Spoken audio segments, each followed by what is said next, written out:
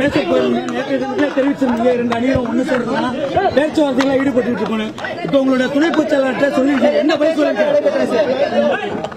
கழகத்தை பொறுத்தவரையிலும்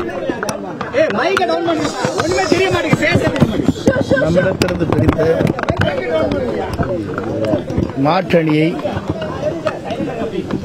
ஒன்றாக இணைப்பது குறித்து அவர்கள் கருத்துக்கள்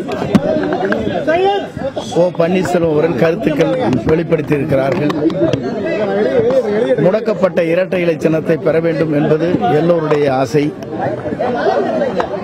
ஆகவே அந்த கழக தொண்டரிலிருந்து அமைச்சர் பெருமக்கள், நாடாளுமன்ற சட்டமன்ற உறுப்பினர்கள், மாவட்ட கழக செயலாளர், கழகத்தின் நிர்வாகிகள் அதைத்தான் விரும்புகிறார்கள். ஆகவே அந்த கருத்துக்கள் அனைத்தும் நாங்கள் பேசி எந்தெந்த முறையிலே கழகத்தை வலுப்படுத்துவது, கழகத்துடைய நிலைகளை மேலும் மேலும் இந்த கழகத்தை வளர்த்துவது, சிறப்பான முறையில் ஆட்சி நடத்துவது பற்றி கருத்துக்கள் பரிமாறப்பட்டிருக்கிறது. அந்த கருத்துக்களை மட்டும் ஆவணத்திலே தெரிவித்துவிட்டு வருகின்றோம்.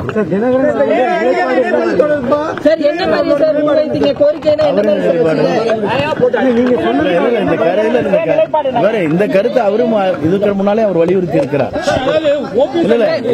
இதற்கு முன்னாலேயும் ஓபிஎஸ் அணி வறுமையானால் அதை நான் வரவேற்கன்னு சொல்லியிருக்காரு.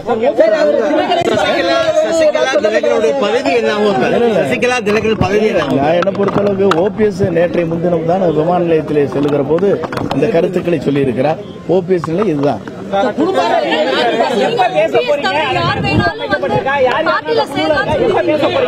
இதை பற்றி ஒரு குழுக்கள் அமைக்கலாம் என்று முடிவு செய்யப்பட்டிருக்கிறது.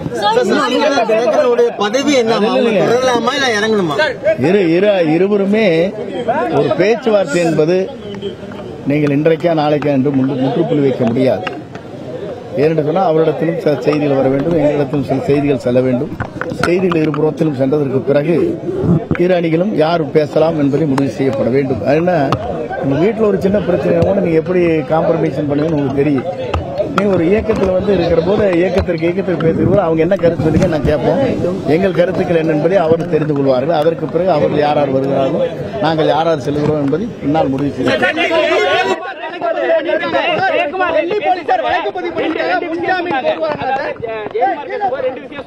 எதுக்காக இந்த கூட்டம் நடந்ததுன்னா, ஒண்ணு வந்து 2 அணிகளையும் இணைப்பதற்காக, இன்னொன்னு வந்து தேர்தல் ஆணையத்திற்கு வந்து அபிடேட் தாக்கல். 2 அணிகளும் இணையும் போது எதுக்கு அபிடேட் தாக்கல் பண்ணணும்?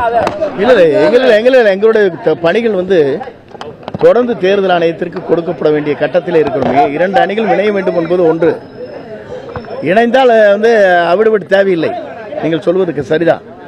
ஆனால் அதுவரையிலும் நாங்கள் அபிடேட் தயாரித்து அதை பற்றி விரைந்து தேர்தல் ஆணையத்துக்கு கொடுக்க வேண்டிய கட்டம் எங்களுக்கு இருக்கிறது. பொதுச் செயலாளர் பதவியில சசிகலா தொடர்வாங்களா? அதே போல டிடிவி தினகரன் துணை பொதுச் செயலாளர் பதவியில தொடர்வாரா?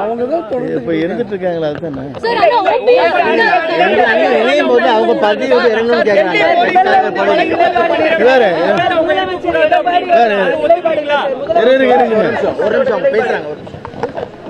பொதுவா அவர் அந்த கோரிக்கை ஒன்று வைக்கல, பேச்சுவார்த்தைக்கு நாங்கள் தயார்னு சொல்லியிருக்காங்க.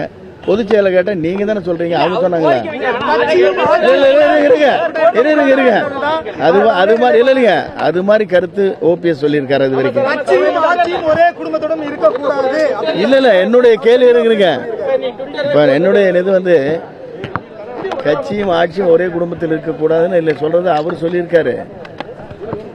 முதலமைச்சர் பழனிசாமி கட்சி ஒரு பக்கம் இருக்குது, நீங்க கருத்து என்ன சொல்றீங்க? டெல்லி போலீசார் வழக்கு பதிவு செய்யக்கூடிய முன்ஜாமீன் மனு தாக்கல் பண்றதுக்கான திட்டங்கள்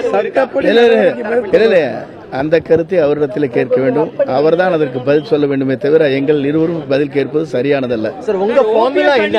இபிஎஸ் வந்து முதலமைச்சராகவும் பன்னீர்செல்வம் இல்ல ஒண்ணு பேச்சுவார்த்தை துவங்கல, அப்புறம் அதுக்குள்ள நீங்க ஃபார்முலா கேட்டீங்கன்னா ஃபார்முலா என்ன? ஒண்ணு பேச்சுவார்த்தை எங்களுடைய முதலமைச்சர் பதவி ஒரே நிமிஷம் இருங்கண்ணா இல்ல எனக்கு ஆளுக்கு ஒரு கேள்வி எப்படி பதில் சொல்றது? யாரும் ஒருத்தர் கேளுங்க.